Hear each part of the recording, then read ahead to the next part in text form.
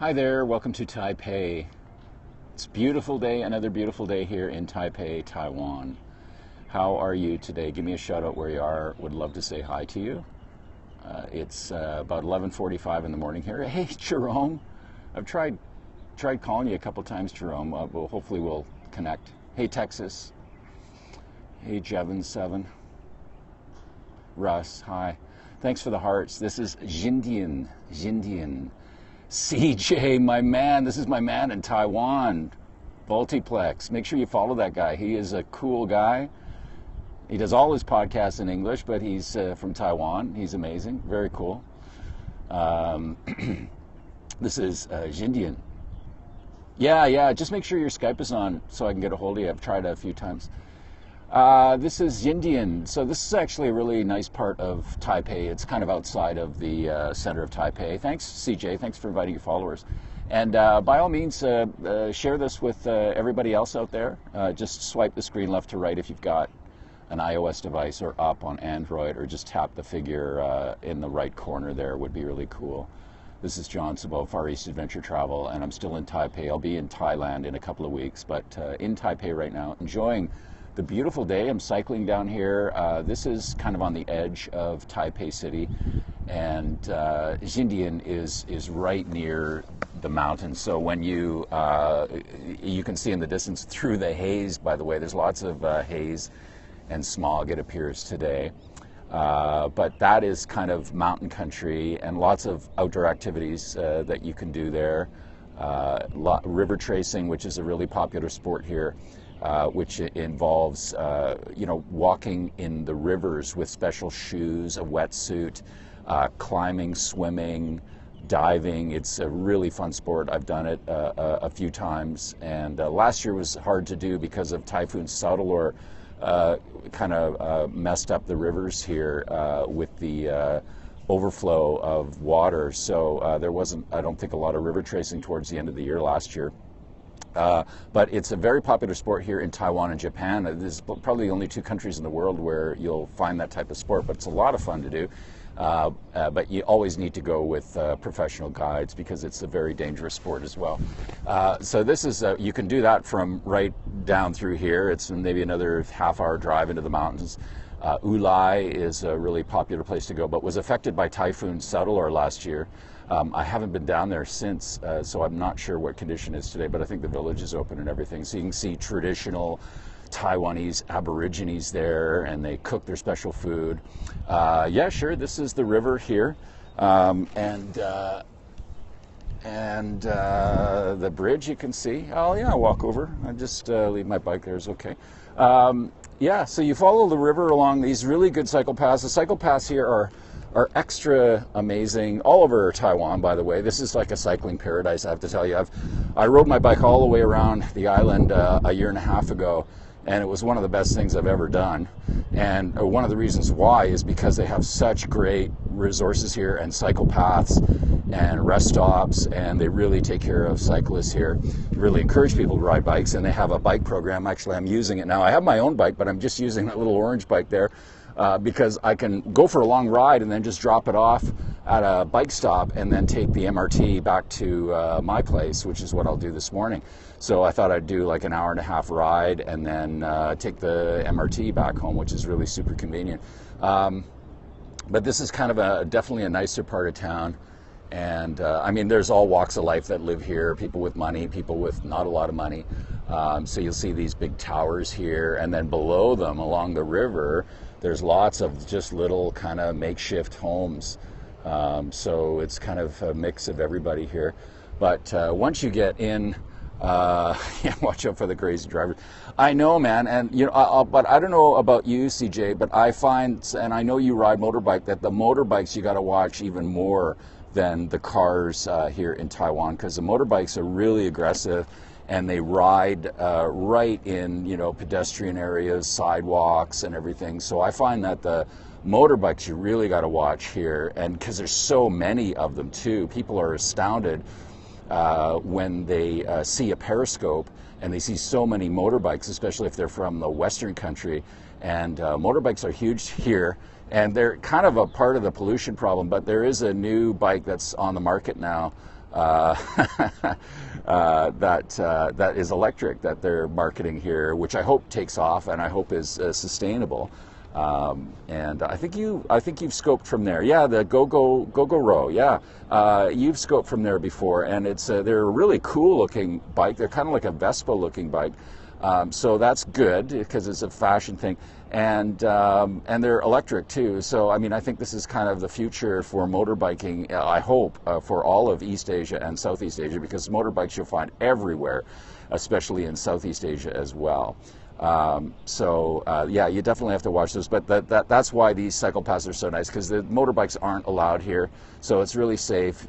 You still do have to watch for the occasional rider who doesn't ride on the proper side of the road. But the cycle paths here are really good. And I'm almost near the end of my trip here. I think I'm just a couple minutes away from the last place where I'm going to stop today. But I thought I would scope from this part, because I don't think I've ever scoped from Jindian before. And I don't come down here a lot, other than if I'm heading towards the mountains. But it's a nice bike ride, and it's a warm day here in Taipei. So give me a shout out where you are. Would love to say hi to you wherever you are in the world.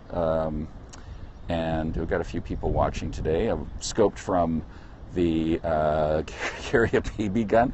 I don't know. Do you carry a BB gun? I see these BB guns, these BB guns that look like M16s and stuff. Yeah, that's a joke. But the firearms are not for sale here in Taiwan. But they have these BB guns that people buy. I've never seen them used anywhere, but they sell them. They all look very military-like as well. That's really funny. It's a quiet day here. On the weekends, this will be really busy. Oh,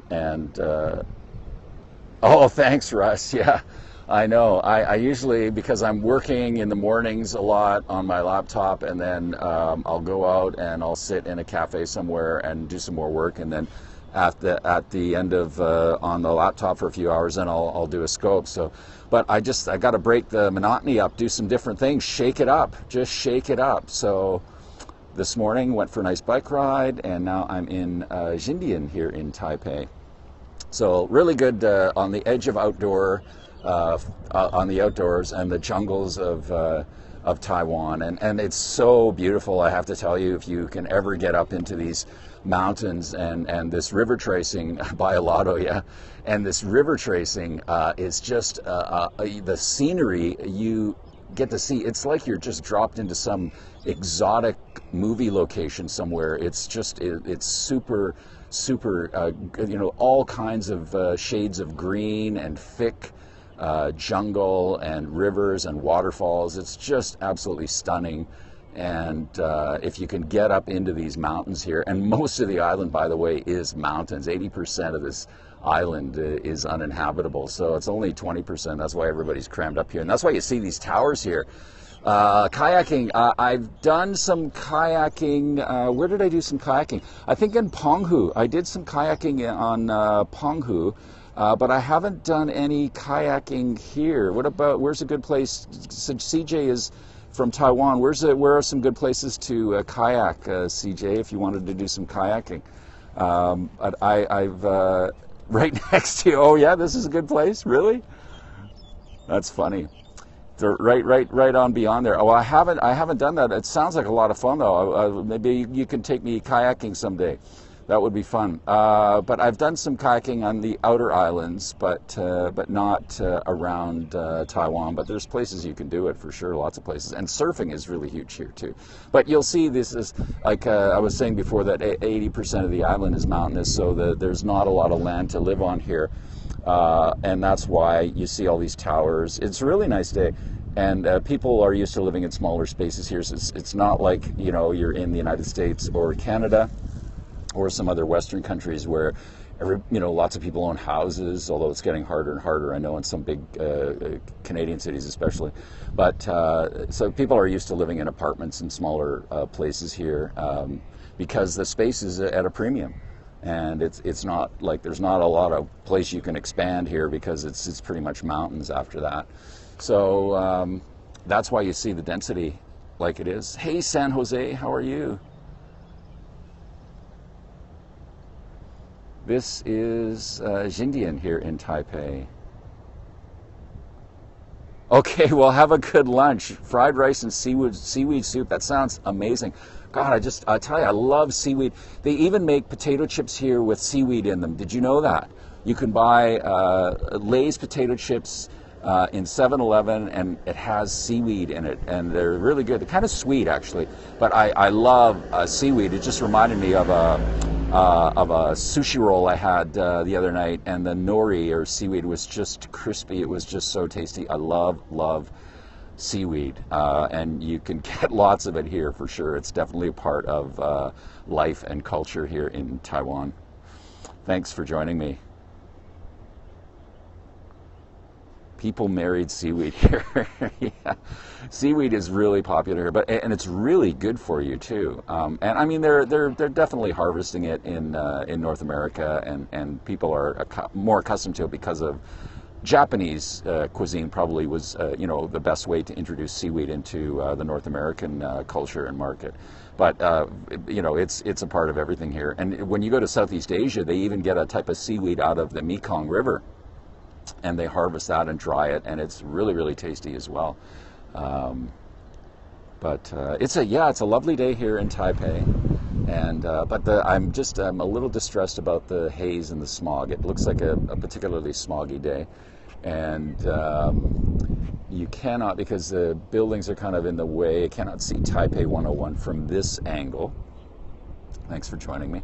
But you can see into the mountains there, and it's really, that scenery in there is really stunning. If you are a real avid cyclist, plan a cycling trip in Taiwan, and you don't have to worry about the language. If you don't speak Mandarin or Taiwanese, it doesn't matter. You can find your way around. You can get by, and there's enough people here that can speak English, or even a little bit, that you don't have to worry about that. So don't ever feel that you can't come here because of a language barrier. You can always get by. And when I first started coming here, I know a little bit, very little Mandarin now, but I do know a little bit. I think it is I think it's a driving range. Yes, I think you are correct. And that could be a little course there. I'm not quite sure. I haven't been on that side before. So you never have to worry about, when I first came to Taiwan, I didn't know any Mandarin at all other than ni hao. And I've learned some things along the way. But when I first came here, I didn't know anything, and I was able to get by. And I went to outer islands and places in southern Taiwan where they really don't speak English at all. And you can always manage, and people are always friendly and helpful here.